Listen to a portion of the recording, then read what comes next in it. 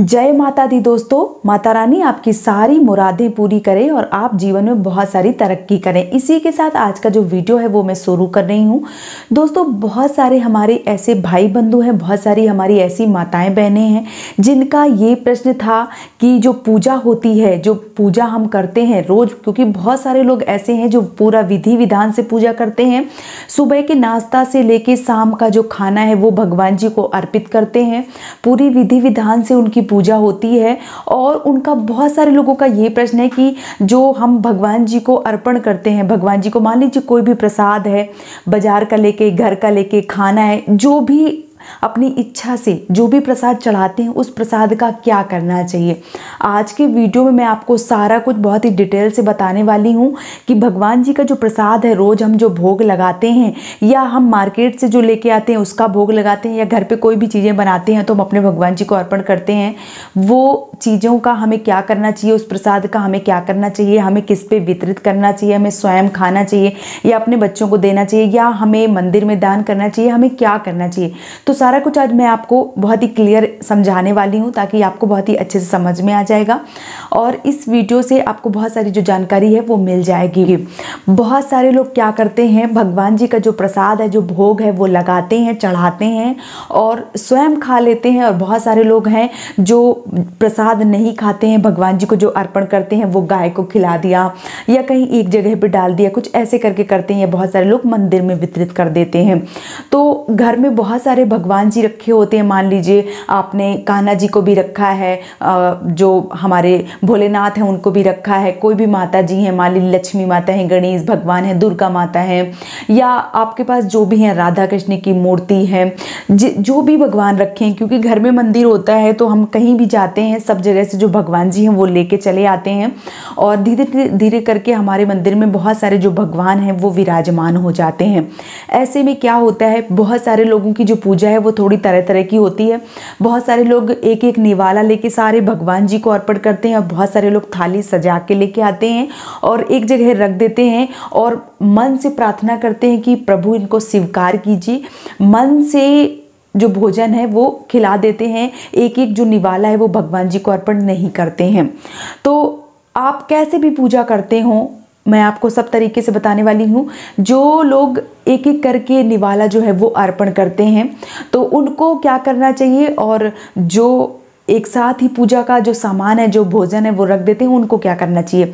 तो सबसे पहले जो एक एक निवाला करके खिलाते हैं, मान लीजिए आपने जैसे मान लीजिए भोलेनाथ का जो निवाला है वो आपने अलग रख दिया, माता जी का जो निवाला है वो आपने अलग रख दिया, गणपति का जो निवाला है वो अलग रख दिया, कृष्णा जी का, राधा जी का, जो भी है सबका निवाला अलग अलग करके पूजा करते हैं। तो आपको क्या करना चाहिए, आपको जितने भी निवाले हैं, मान लीजिए आपने माता जी का, माता लक्ष्मी जी का या दुर्गा माता का या गौरा माता का या आपने राधा कृष्ण का, गणेश जी का, मतलब ये जितने भी भगवान जी हैं इनका जो भी निवाला आपने अर्पण किया है, जो भी उनको खिलाया है, वो प्रसाद आप अलग निकाल लीजिए। मतलब जो आपने प्रसाद चढ़ाया है वो आप खा सकते हैं। कौन सा प्रसाद आपको नहीं खाना है, जो प्रसाद आपने शिवलिंग को टच कर दिया है। मान लीजिए आपके घर में शिवलिंग है, आपने भगवान शंकर की जो मूर्ति है वो विराजमान कर रखी है अपने मंदिर में, तो आपने जो भी निवाला निकाला है उस निवाला को आपने भोलेनाथ को अर्पण कर दिया है, आपने उनकी शिवलिंग पे वो जो प्रसाद है वो चढ़ा दिया है।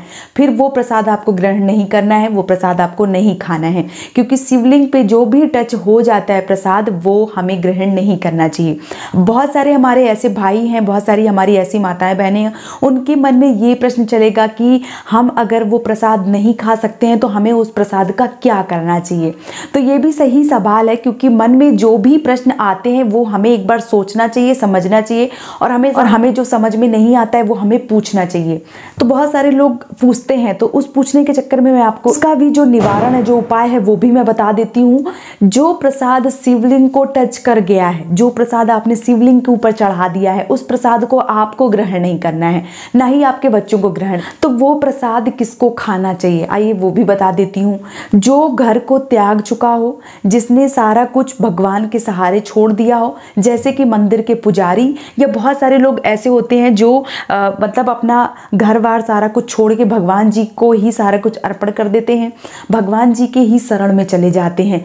तो शिवलिंग पे टच किया हुआ सामान, शिवलिंग पे चढ़ाया हुआ सामान, प्रसाद जो भी है, खाना है, फ्रूट्स हैं, फल हैं, मान लीजिए मिठाई है, जो भी है, अगर शिवलिंग को टच कर गया है, शिवलिंग पे चढ़ गया है तो वो मंदिर के पुजारी को ही दान करना चाहिए, या ऐसा व्यक्ति जिसने अपना घर छोड़ दिया हो, परिवार से मोह माया त्याग दी हो, भगवान जी के शरण में चला गया हो, केवल वो उस प्रसाद को खा सकते हैं।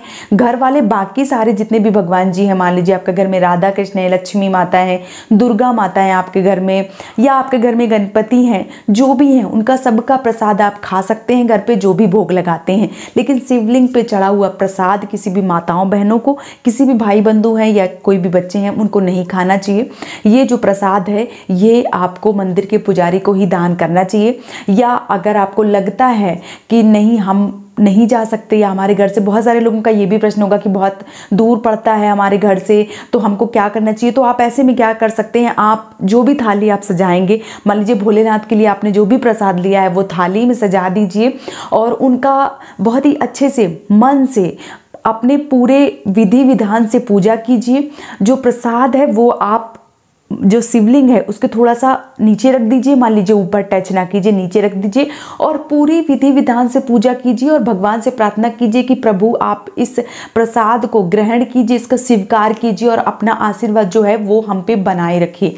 ऐसे करके वो जो प्रसाद है वो आप, क्योंकि भगवान जो है वो प्रेम की भूखे हैं, ऐसा नहीं है कि भगवान जी जो हैं वो जितना भी प्रसाद है आप उनके ऊपर चढ़ा देंगे तभी वो प्रसन्न होंगे, ऐसा कुछ नहीं है। भगवान जी केवल प्रेम के भूखे होते हैं और प्रेम से जो भी प्रसाद आप उनको देंगे, जो भी प्रसाद आप अर्पण करेंगे, उससे जो प्रभु हैं वो बहुत ज़्यादा खुश होंगे और आपको जो आशीर्वाद है वो देंगे, अपना आशीर्वाद जो है वो बनाए रखेंगे। तो अगर आप अभी तक ऐसा कर रहे थे तो अगर आपसे गलती हुई है, मान लीजिए बहुत सारे लोगों को नहीं पता होगा, तो बहुत सारे लोगों ने शिवलिंग पे टच किया, उसके बाद जो प्रसाद है वो खुद खा लिया, तो आगे से आप थोड़ा सा ध्यान रखें, क्योंकि अनजाने में हुई गलती जो है वो गलती नहीं होती है। पहले जो हमें चीज़ें नहीं पता होती हैं उनके बारे में हमें ज़्यादा सोचना भी नहीं चाहिए। आगे से हमें थोड़ा सा ध्यान देने की ज़रूरत है, क्योंकि बहुत सारे लोग होते हैं उनको लगता है कि हमने ऐसा कर दिया है तो बहुत बड़ा पाप हो गया, अब हम क्या करें। तो मैं यही बोलूँगी आपसे कि जब जाना तब माना।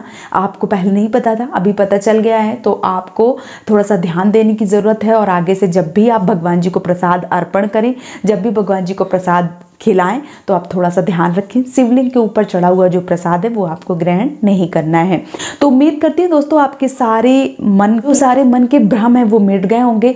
फिर भी अगर आपके मन में कोई भी प्रश्न आता है तो आप मुझे कमेंट सेक्शन में पूछ सकते हैं। मुझे अगर पता होगा तो मैं आपके सारे सवालों का जो जवाब है वो देने की पूरी कोशिश करूंगी। इसी के साथ आज का जो वीडियो है वो मैं समाप्त कर रही हूँ। जय माता दी दोस्तों।